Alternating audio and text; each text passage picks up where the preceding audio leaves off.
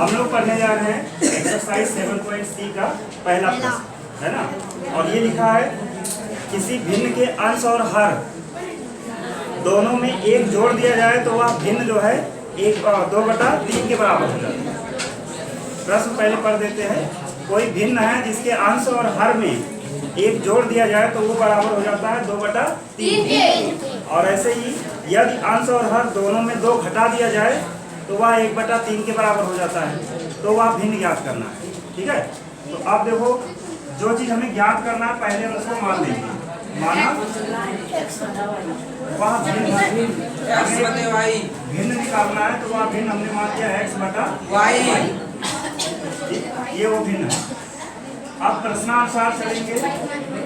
है ना, इसमें क्या होगा कि जो कहा जा रहा है, जैसे प्रश्न में कहा गया है कि यदि अंश और हर में एक जोड़ दिया जाए तो अब देखो अंश और हर पता है ना, इसमें क्या है अंश का मान यहाँ x है और हर क्या है y। यहाँ पे हमने भिन्न लिखा और इसके अंश में एक जोड़ दें और ऐसे ही हर में एक जोड़ दें तो ये भिन्न कितने के बराबर हो जाता है 2/3 के बराबर हो जाता है। ये समझ पाए। एक भिन्न है जिसके अंश और हर में एक जोड़ते हैं तो वह 2/3 के बराबर होता है। अब इसको सॉल्व करके एक समीकरण बनाते हैं। यहाँ से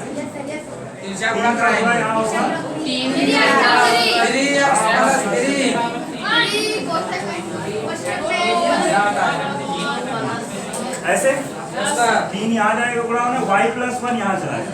अब 3 का अंदर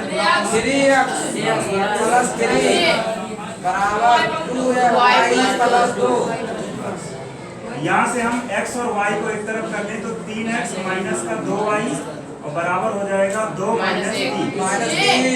3। 3 यहाँ था, इधर है माइनस। और अब ये बनेगा 3x माइनस का 2y और बराबर -1।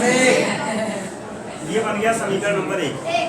ठीक, अब आगे फिर से कहा गया है कि यदि जो है इस भिन्न के अंश और हर से कितना घटा दिया जाए, एक ही है, 2 घटा दिया जाए तो 1/3 बन जाता है ना।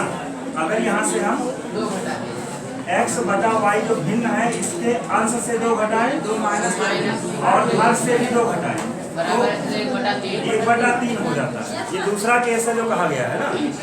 और इसमें भी जब हम तिरछा गुणा करा लेते हैं 3 का गुणा हुआ x - 2 में और यहाँ से y - 2 यहाँ जाएगा 1 y - 2 और अब यहाँ से 3 का अंदर है 3x माइनस का 6 बराबर y - 2।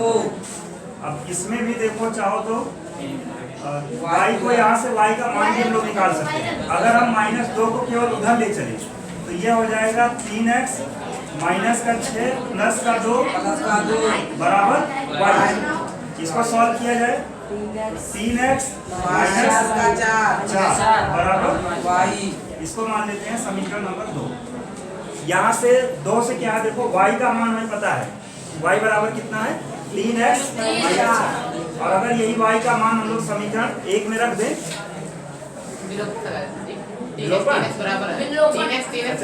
3x बराबर है। अगर विलोपन लगाना चाहते हैं तो पहले y को उधर ले चलना पड़ेगा। समीकरण यहाँ रोकिए, हम y को उधर ले चलते हैं 3x माइनस y और 4 को इधर कर देते हैं। ये हो गया समीकरण नंबर 2। अब इन दोनों में देखो तो 3x यहाँ भी है 3x यहाँ भी है। अगर इसको विलोपन विधि से करना है तो क्या होगा, दोनों को जोड़ेंगे कि घटाएंगे? क्योंकि इसका भी चिन्ह और इसका भी चिन्ह समान है, समान चिन्ह को घटाया जाता है। ठीक है, अब यहाँ देख लेते हैं।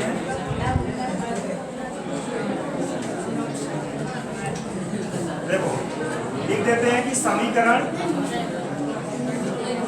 1 से समीकरण 2 को घटाने पर समीकरण 1 देखो यहाँ पे लिख देते हैं 3x माइनस का 2y बराबर है -1 और समीकरण 2 यहाँ पे है 3x माइनस y बराबर 4। घटाने के लिए चिन्ह बदलेंगे माइनस देखो 2y माइनस का 1y प्लस का क्या बचेगा? -y और यहाँ माइनस था, माइनस माइनस कर दिया। और ये y का मान जो है अगर हम समीकरण 2 में रख दें, 2 में ही रखते हैं, समीकरण 2 से तो 3x है माइनस का y का जो क्या हो जाएगा 5 बराबर 4, तो 3x बराबर कितना हो जाएगा 5 इधर आएगा 9 प्लस का हो जाएगा ना 5 और 4 9, तो x बराबर 9/3 यानी आ जाएगा 3।